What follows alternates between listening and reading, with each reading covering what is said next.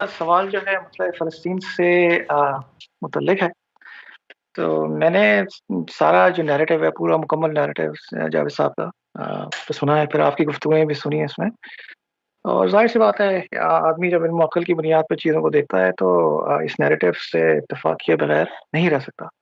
बहरकैफ़ इसमें एक चीज़ जो है वो मुझे लगता है कि तशना रह गई और शायद इस पे अगर आप कुछ रोशनी डाल सकें, तो वो ये कि जो यूनाइटेड नेशन का रेज़ोल्यूशन था, जिसमें उन्होंने 2 स्टेट नेशंस 2 कौमी रियासतों का जो आइडिया फ्लोट किया था और वो रद्द कर दिया गया था मुसलमानों की तरफ से या अहले अरब की तरफ से।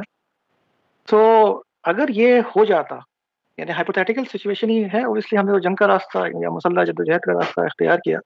अगर ये हो जाता, यानी मुसलमान या अरब ममालिक इसको कबूल कर लेते, तो फिर क्या सिचुएशन होती? यानी फिर क्या बेनिफिट्स हो सकते थे? यानी हमारा एक आर्गुमेंट ये होता है कि हम यानी वो तो जो इज़राइल है वो चाहे इस तरफ होता मामला या उस तरफ होता, उन्होंने तो जारी रखना था ये कुश्त खून का बाज़ार। तो अगर ये हो जाता, तो क्या ये इसी इसी तरह इतना ही आसान होता उनके लिए भी और जो एक नैरेटिव हमारी तरफ से आता है कि नहीं ये जारी रहता है या कम से कम ये दूसरी तरफ का जो नैरेटिव है वो भी सामने आ जाएगा। जज़ाकुमुल्लाह खैर। देखिए, इसमें जो भी बात मैं करूँगा या कोई भी साहिब इल्म करेगा, वो तख़मीने और अंदाज़े और इम्कानात की बुनियाद पे कहा जा सकता है। खुदा की दुनिया के अंदर किसी कौम में कब सरकशी पैदा हो जाए, कब वो इस तरह के तमर्रुद पे आमादा हो जाए, उसके बारे में कोई गारंटी तो नहीं दी जा सकती। लेकिन जो डाटा है, जो हालात हैं, जो वाक़यात हैं, उनकी रोशनी में आप बात करने की पोज़ीशन में होते हैं। जिस वक़्त ये तक़सीम हुई है, तो जो इलाक़ा इसराइल को दिया गया है, उस इलाक़े के अंदर यहूदियों की निस्बत मुसलमानों की तादाद उस वक़्त भी ज़्यादा थी। ये एक माना जाने वाला फैक्ट है जिसको कोई डिनाई नहीं कर सकता। यानी कुल मिलाकर उस वक़्त जो यहूदी थे, वो कमोबेश कुछ 6 सवा 6 लाख के करीब कहा जाता है, इतने थे। जो इसराइल की स्टेट है, जो टेरिटरी जिसको मार्क करके इसराइल शुमार करवा दिया गया, उसके अंदर की बात कर रहा हूँ मैं। इस वक़्त फ़लस्तीन की बात नहीं कर रहा, जो इस तरफ की रियासत है। उसके अंदर भी मुसलमान अददी तादाद में उनसे ज़्यादा थे और उस वक़्त भी उनकी तादाद कोई कहा जाता है कि 7.5 लाख से मुतजाविज़ थी, इससे भी ज़्यादा थी। तो जो इल्म और अक़ल की रोशनी में इम्कानी नतीजा निकल सकता है, वो ये है कि जिस वक़्त आपको एक सल्तनत में अददी अक्सरियत हासिल हो और मुसलमानों के यहाँ जो उमूमी रुझान है अपनी नस्ल को बढ़ाने का, तो ऐन इम्कान है कि चंद ही सालों के अंदर वहाँ पर जो ताकत के मराकज़ हैं, वो मुसलमानों के हाथ में होते हैं। इसलिए कि वो वाहिद और पहली सल्तनत थी इस पूरे ख़ित्ते के अंदर जिन्होंने जमहूरियत के ज़रिए हुक्मरान के इंतखाब का बीज डाला। पूरे अरब, इस पूरे रीजन में आज तक नहीं है। वाहिद मुमलिकत है इसराइल इस पूरे मशरिक़ वुस्ता में कि जिसको उन्होंने जमहूरी अंदाज़ में चलाने का फ़ैसला किया। तो जमहूरियत का तो सादा सा उसूल है, उस उसूल में जिसको ज़्यादा वोट पड़ते हैं वो मुंतखब हो जाता है। तो वहाँ पर असल अहमियत ही अक्सरियत की होती है और तादाद की होती है। तो मेरा ये मानना है कि अगर मुसलमान इस तक़सीम के अगले ही दिन ये जंग ना मोल लेते, तो उस सल्तनत के अंदर उनको गैर मामूली ताकत बाहर कैफ हासिल होनी थी, वो हो जाती। यानी उसका फिर एक ही तरीका था। अगर तो इसराइल को इनसिक्योरिटी महसूस होती मुसलमानों से कि भाई इनको ताकत हासिल हो रही, तो वो जंग मुसल्लत करता या वो कोई इस तरह का काम करता। वो उस वक़्त इस पोजीशन में नहीं थे। देखिए, जिस वक़्त आप ख़ुद मज़लूमियत का नारा लेकर आते हैं ना किसी जगह पे कि भाई देखो हमारे साथ ये होलोकॉस्ट हुआ है, हमें इतना मारा गया और अब हम सुकून से आके अपने घर में बैठे हैं, तो बहुत आसान नहीं होता किसी कौम के लिए कि वो पहले दिन वही काम दूसरों के साथ शुरू कर दे। वो कोई ना कोई फ़िक्री बुनियाद होती है जिसके बाद कोई कौम इतनी मार खाने के बाद दोबारा आमादा जंग हो जाए। तो आप ये देखिए कि हमने वो मौका दिया उन्हें कि जिस वक़्त उनकी ये सल्तनत बन गई, तो बनने के अगले ही दिन उस सल्तनत पे हम चढ़ दौड़े और चढ़ दौड़ने के बाद आज के हालात में जब हमसे ये सवाल किया जाता है कि भाई ये इसराइल तो एक गासिब सल्तनत है और नाजायज़ औलाद है बरतानिया उज़्मा की और इसका ख़ात्मा हो जाना चाहिए, और हम लोग ये तवज्जो दिलाते हैं कि भाई इसको अक़वाम मुत्तहिदा ने तस्लीम किया। इस वक़्त भी दुनिया के 165 ममालिक उसको एक सॉवरेन स्टेट के तौर पे कबूल करते हैं। 7 के करीब मुसलमान ममालिक हैं, बशमूल उसके पड़ोसी ममालिक के जिन्होंने उसके साथ जंग की है, वो उसके वजूद को तस्लीम करते हैं, उर्दन और मिस्र। यहाँ तक के मुसलमान ममालिक में इस वक़्त बहरीन ने उसको तस्लीम कर लिया है, यूएई ने तस्लीम कर लिया है। तो ये जब पूरी दुनिया करती है, तो आप तब भी ये मुतालबा कर रहे हैं कि भाई वो नाजायज़ मुमलिकत है। तो इसके बाद कहा जाता है कि नहीं, हम तो उसकी सरहदों की बात कर रहे हैं कि जी वो तो गासिब है, उसने अपनी सरहदों से बाहर निकल के ये काम किया। और आप इस वक्त बैनुल-अक़वामी कानून को देखें तो उसकी रूह से भी उसने गलत काम किया है। तो सवाल ये है कि एक मुमलिकत जिसको बैनुल-अक़वामी कानून की रोशनी में वजूद पजीर किया गया 1948 में, उस बैनुल-अक़वामी कानून को तो आपने नहीं माना और अगले दिन आप चढ़ दौड़े, और एक दफ़ा नहीं 4 दफ़ा चढ़ दौड़े। उसके बाद 67 में भी हुआ, 73 में भी हुआ, और उसके बाद आज तक पैदर पे हमले हो रहे हैं। तो सवाल यह है कि जब आप बैनुल-अक़वामी कानून को, आलमी बरादरी के इस फैसले को मानने को तैयार नहीं हैं, तो फिर किस मुँह से हम ये मुतालबा करते हैं कि भाई इसराइल को जो है वो उन सरहदों में वापस चले जाना चाहिए जिन सरहदों को अक़वाम मुत्तहिदा ने उसके लिए तय किया था। अक़वाम मुत्तहिदा ने तो तय करके आपको एक खित्ता दिया था, उनको एक दिया था। वो फैसला हमने भी नहीं माना ना। जब हमने बैनुल-अक़वामी कानून की खिलाफ वर्जी की, ये चारों जंगें जो हमने की, ये उस वक़्त बैनुल-अक़वामी कानून हमें याद नहीं था, और ये चारों जंगें कोई सरहदात लेने के लिए नहीं हुई कि भाई तक़सीम गलत हो गई है, ख़ात्मे के लिए हुई। इसराइल के ख़ात्मे के लिए जंगें लड़ी गईं, और उन चारों जंगों में हमें नुकसान हुआ। तो मुसलमान अगर संजीदगी से इस पर गौर करते, उस वक़्त भी हालात उनकी मुआफ़क़त में थे। इस तक़सीम के बावजूद ये ठीक है कि भाई ख़ित्ता था, एक तरीके से वहाँ पर आबादकारी हुई, पहली जंग अज़ीम के बाद वो शुरू हुई करते करते, और ख़ुद इब्तिदा में वहाँ पर फ़लस्तीनियों ने अपनी ज़मीनें बेची। कमोबेश 8 से 10% हिस्सा कहा जाता है जो इस तक़सीम से पहले वो यहूदियों ने इनफरादी तौर पर ख़रीद के वहाँ पर अपनी आबादकारी शुरू कर दी थी। लेकिन जिस वक़्त ये पहला हमला हुआ है 48 में, इसके बाद वहाँ से निकाला गया। और आप तारीख़ को अगर पढ़ें, उस वक़्त जो ग़ालिबन वो बिन गुरियन थे, उन्होंने अपना एक नुमाइंदा भेजा है जाकर, वो जो उस वक़्त शाह हैं उनके दरबार में जाकर उसने मिन्नत समाजत की है कि जी इसका ख़ात्मा करें। उन्होंने जंग का आगाज़ किया था, तो उन्होंने उस वक़्त भी कोशिश की कि इसको रोक लिया जाए। जब नहीं रुकता तो फिर तहफ़्फ़ुज़ है, ये बिल्कुल ऐसे ही जैसे हम करेंगे तहफ़्फ़ुज़। आज आप आखिर यही जवाब देते हैं ना हमास को कि भाई वो तो बका की जंग लड़ रहे हैं। तो आप इमेजिन करें कि आपका अभी मुल्क वजूद पजीर हुआ है, आपके 60-70 लाख लोग पहले मारे जा चुके हैं पूरी दुनिया में, पिटाई कर करके एक जगह पे आपको लाके आबाद किया। आपके लिए तो तमाम तवक्कुआत का मर्जा और उम्मीदों का महवर हुई है, तो उसको बचाने के लिए वो बका की जंग नहीं लड़ेंगे। तो वो जब बका की जंग लड़ें और उसके बाद वो तौसी करके आपके शहर ले लें, तो आप फ़ौरन से कहें कि भाई ये तो बैनुल-अक़वामी कानून की खिलाफ वर्जी हो गई। तो बैनुल-अक़वामी कानून की पहले हमने खिलाफ वर्जी की, और जब आप कानून की खिलाफ वर्जी कर लेते हैं तो आपकी अखलाकी पोजीशन बहुत कमज़ोर हो जाती है। फिर उसके बाद अगला तो इसी को बुनियाद बनाकर अगर उसके कोई तौसीफ़ पसंदाना अज़ाइम भी हों तो वो उनको भी पूरा करता है। वो लोग नक्शा भी दिखाते हैं ना कि भाई किंगडम ऑफ डेविड जो है वो तो मदीने की सरहदात तक है, और इसराइल तो उसकी तौसीह चाहता है। और उसको सुन के मुसलमान इसको एक ऐसी कहानी के तौर पे पेश करते हैं कि जैसे बड़े अचंभे की बात है। हालांकि इससे ज़्यादा वाज़ेह तौसीह पसंदाना हमारे अज़ाइम में जो हम पूरी दुनिया को पेश करते हैं, और उसकी बुनियाद कुछ उलूही फैसलों पर रख देते हैं कि भाई सैयदना मसीह आएंगे, पूरी दुनिया में यहूदियों का खात्मा हो जाएगा। वो किसी पौधे के पीछे भी छुपेंगे तो वो कहेंगे अब्दुल्ला आओ इसको मारो यहाँ पर, और पूरी दुनिया में इस्लाम का गलबा हो जाएगा और कुफ़ार कहीं बचेंगे नहीं और मेहदी आएंगे। तो अगर कोई तौसीह पसंदाना अज़ाइम उनके थे तो उन्होंने तो दुनिया में रूबे अमल होना है ना। तो हम वो ग्राउंड उनको क्यों मुहैया करें कि जिसके ज़रिए से वो तौसीह पसंदाना अज़ाइम बहुत जल्द रूबे अमल हो जाए। आज भी आपके इल्म में होगा कि इसराइल की 20 से 22% आबादी है जो मुसलमानों पर मुश्तमिल है। कभी मौका मिले तो उनकी पार्लियामेंट में जो मुसलमानों की सियासी तंजीम है उसके सरबराह मौजूद हैं, वो तकरीरें करते हैं, इख्तलाफ करते हैं। वहाँ पर मसाजिद मौजूद हैं, उनके मदारिस मौजूद हैं, उनके मकातिब मौजूद हैं।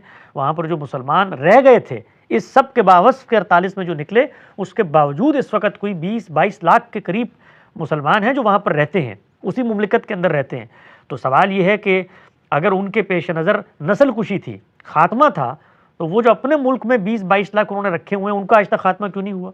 उनको तो वहाँ की शहरियत भी मिली हुई है, दुनिया का मजबूत तरीन पासपोर्ट भी मिला हुआ है, माशी चीज़ों से भी मुस्तफ़ीद होते हैं, खाते पीते हैं। वहाँ डॉक्टर्स हैं, इंजीनियर्स हैं, उनके खिलाड़ी हैं, उनके सियासतदान हैं, उनकी पार्लियामेंट तक के मेंबर हैं। तो अगर किसी मुमलिकत के बारे में आप इतने हिफ्ज़ मा तक़द्दुम के तौर पर इक़दामात कर रहे हैं तो ये ज़ाहिरा तो उसके ख़िलाफ़ तस्वीर कशी कर रहा है कि अगर उनका मकसूद खात्मा होता तो ये 20-22 लाख लोगों को उन्होंने क्यों अपनी शरीयत दी हुई है। तो सच्ची बात ये है, आप पीछे मुड़ के देखें, और ये बड़े दर्द दिल से हम बात करते हैं। लोग इसके बारे में कहते हैं आपको उन बच्चों के चीथड़े नज़र नहीं आते, ये नहीं होता, वो नहीं होता। भाई वो सारा कुछ नज़र आने के बाद ही तो तज्जिया कर रहे हैं कि क्या गलतियाँ हुई हैं, वरना हम भी उसी पर गम खाकर जो बचे कुचे हैं उनको भी इस तरह हलाक कर दें, और जो शहर 2-4 बचे थे वो भी उनके हवाले कर दें। आप इमेजिन करें ना, यानी 88 के अंदर जिस वक़्त फ़लस्तीन के अंदर वो सियासी क़यादत ने उस नैरेटिव को रफ़ा करने की कोशिश की है कि भाई 3-4 जंगों के बावजूद हम नहीं जीत सकते, तो 2 स्टेट के सोल्यूशन को मान के आगे बढ़ें। उस मौके पे मजहबी क़यादत सामने आई है, हमास बनी, और उसके बाद किस तरीके से यहाँ पर जब हमने जवाब दे दिया तो वहाँ पर भी जो इंतहा पसंद थे उन्होंने उसको भी नहीं माना। चुनांचे आप जानते हैं कि ओस्लो एकॉर्ड करने वाले जो उनके वज़ीर आज़म थे, उनको वहाँ पे मार दिया गया इसराइल में, इसलिए कि वहाँ पर भी इंतहा पसंद थे। तो असल चीज़ ये है कि हमें क्या हासिल हुआ? हमें तो कुछ भी हासिल नहीं हुआ। तो ये जो खित्ता है आज जिसके लिए हम बहुत ज़्यादा गमगीन होते हैं, ये खित्ता 48 से लेके 67 तक मिस्र के कंट्रोल में रहा। उसके बाद 67 से लेकर तक इसराइल के कंट्रोल में।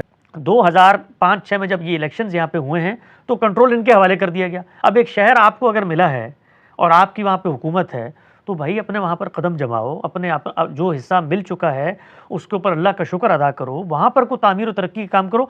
वहाँ आप देखिए कि लोग बात करते हैं आज कि हम मुसलमानों की जमीयत को बिखेर रहे हैं और ये सब जिहाद के लिए तैयार। खुद वहाँ पर जो जमीयत मौजूद थी, कभी मौका मिले तो लोग मुताला करें, खुद वहाँ पर जो जमीयत मौजूद थी उसके अंदर जो इंतशार पैदा हुआ, किस तरीके से जब वहाँ पर इलेक्शन हुए हैं 2005-6 में, तो वहाँ पर इन्हीं दोनों पार्टियों ने एक दूसरों का खून बहाया।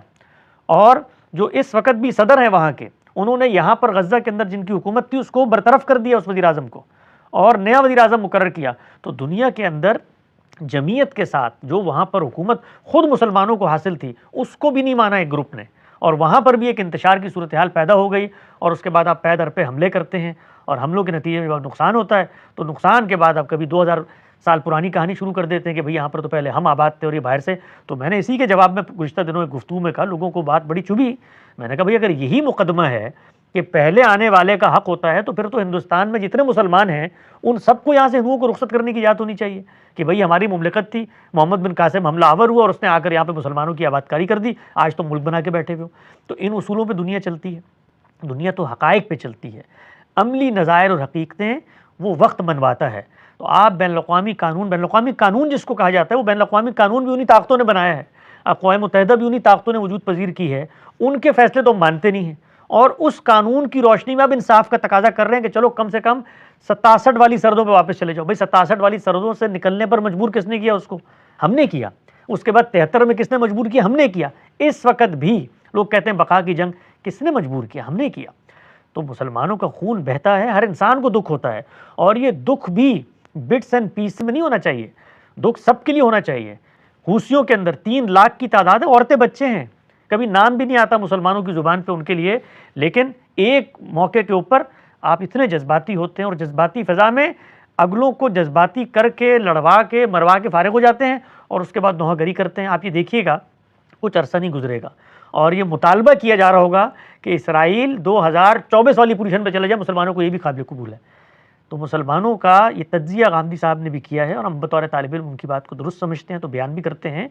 ये तज्ज़िया करके सबसे बड़े मोहसिनीन और खैरखा हैं जो इस मौके पे उम्मत की गालियाँ भी खा रहे हैं और तानो तशनी का निशाना भी बन रहे हैं। लोग उनकी किरदार खुशी भी कर रहे हैं, उनकी नीयत मुहर्रिकात भी दरियाफ्त कर रहे हैं कि ये सेहूनी एजेंट हैं और ज़ायनिज़्म को प्रमोट कर रहे हैं और ये कर रहे हैं और वो कर रहे हैं। बचाना चाहते हैं मुसलमानों को कि जो सूरत हाल पैदा हो गई है उसके नतीजे में तुम्हें कुछ हासिल नहीं रहा और जो कुछ हासिल है वो भी अनकरीब हाथ से चला जाएगा।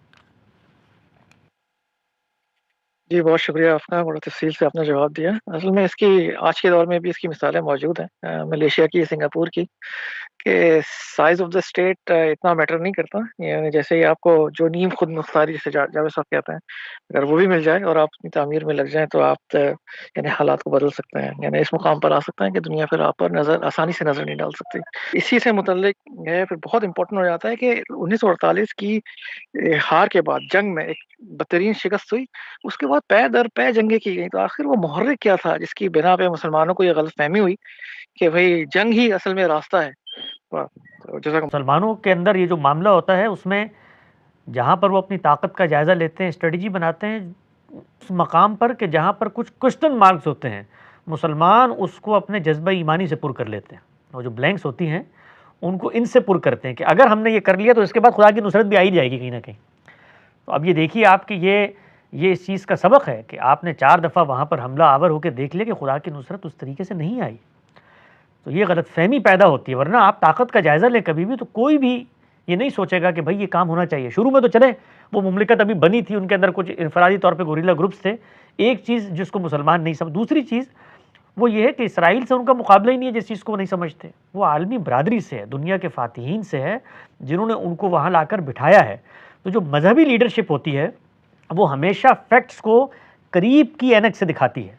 यानी वो कभी भी आपका जो वर्ल्ड व्यू है उसको प्रैक्टिकल, प्रैग्मैटिक जो तकाज़े हैं उनके ऊपर उस्तवार होने नहीं देती।